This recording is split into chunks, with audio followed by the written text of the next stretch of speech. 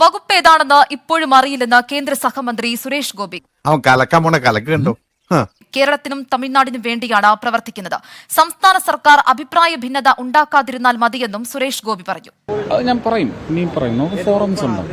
ഒന്നും ഒരാഗ്രഹവും ഇല്ല.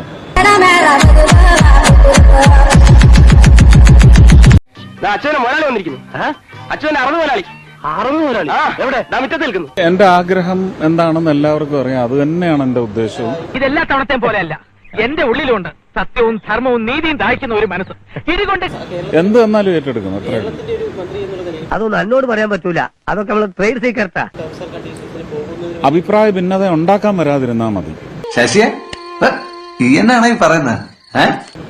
ഞാൻ കേരളത്തിന് വേണ്ടിയാണ് നിലകൊള്ളുന്നത്, തമിഴ്നാടിന് വേണ്ടി. ഉറപ്പായിട്ടും ആഞ്ഞു പിടിച്ചു നിൽക്കും.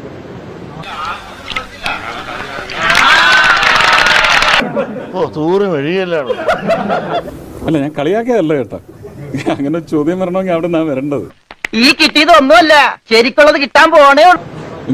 ഇങ്ങോട്ട് അത് മുടക്കാനായിട്ട് വരാതിരുന്നാ മതി. അത്രേ ഉള്ളൂ.